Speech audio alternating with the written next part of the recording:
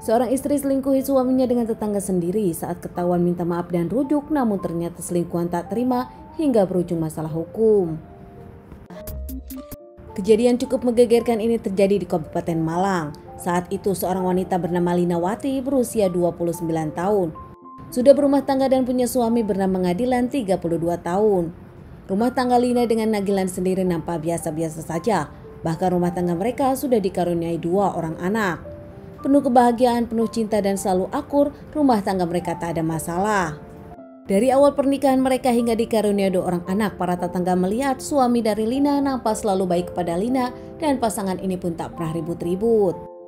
Hingga belakangan sang istri ramai digosipkan para tetangga. Ternyata sang istri Lina punya hubungan dengan lelaki lain di belakang sang suami. Lina sendiri nampak tak peduli komentar para tetangga. Lina nampaknya masih berselingkuh dengan lelaki lain tetangganya ini di belakang sang suami.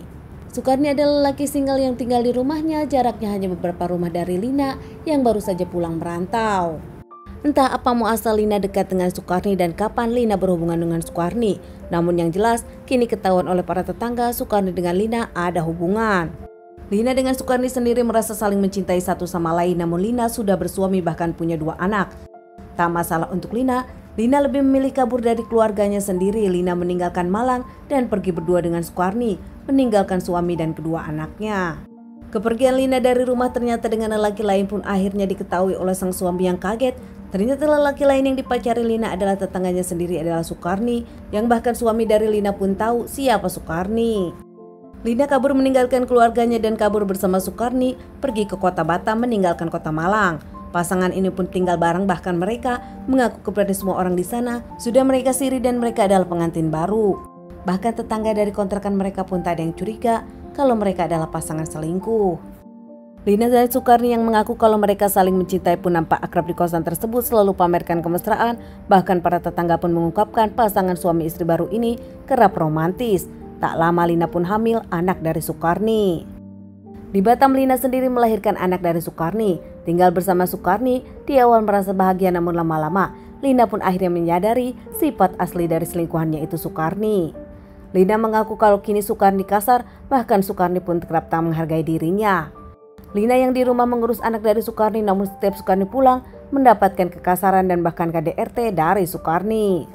3 tahun lebih seatap dengan Sukarni, akhirnya cekcok pun kerap terjadi antara Lina dengan Sukarni.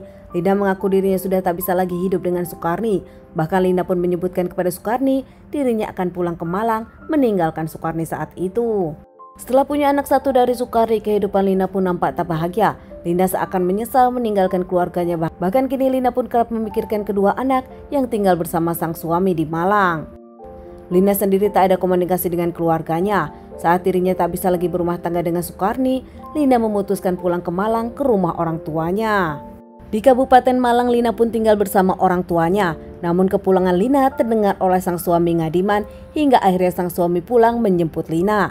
Sang suami dengan kedua anak Lina memaafkan Lina dan meminta Lina pulang untuk rujuk kembali bersama anak-anak.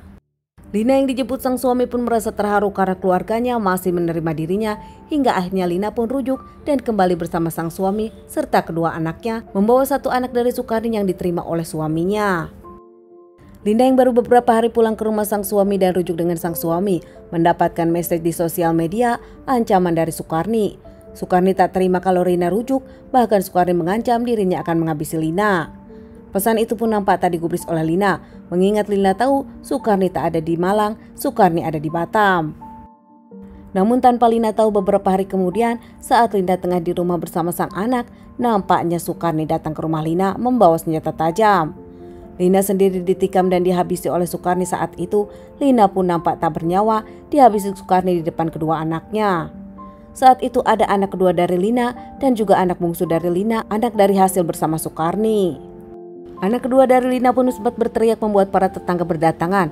Namun saat itu tetangga tak bisa membantu mengingat melihat Sukarni membawa senjata tajam. Tak lama Sukarni pun lari meninggalkan rumah Lina dan masuk ke perhutanan. Para tetangga pun membantu Lina dan langsung mengabari pihak yang berwajib. Tak lama pihak kepolisian datang untuk menyelidiki kasus ini. Membawa Lina ke rumah sakit untuk dilakukan otopsi dan melakukan pengajaran kepada Sukarni yang tengah kabur ke hutan. Saat itu memang suami Lina tengah bekerja, sementara anak pertama Lina memang di luar kota juga untuk bekerja. Saat mereka dikabari, mereka pun sedih dan langsung pulang ke rumah melihat jasad Lina yang harus dimakamkan. Sementara pihak kepolisian terus melakukan pengajaran kepada Sukarni yang kabur ke hutan, namun tak mendapatkan Sukarni, pihak yang berwajib pun tetap mencari. Keesokan harinya seorang warga yang jalan dari hutan tersebut menemukan sesuatu yang aneh. Nampak seorang yang tergantung dan ternyata saat dilihat itu adalah Sukarni. Orang tersebut pun langsung lapor polisi dan mengabari kalau Sukarni melakukan gundir. Pihak kepolisian pun langsung mengamankan jasad Sukarni untuk dilakukan otopsi. Usai dilakukan otopsi, jasad Sukarni sendiri dikembalikan ke keluarganya. Dari kasus ini nampaknya ditutup karena ternyata pelakunya sendiri sudah berpulang.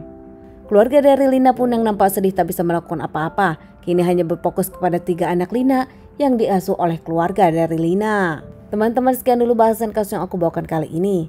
Semoga ini bisa dijadikan pelajaran untuk kita semua dan ditunggu bahasan kasus-kasus selanjutnya.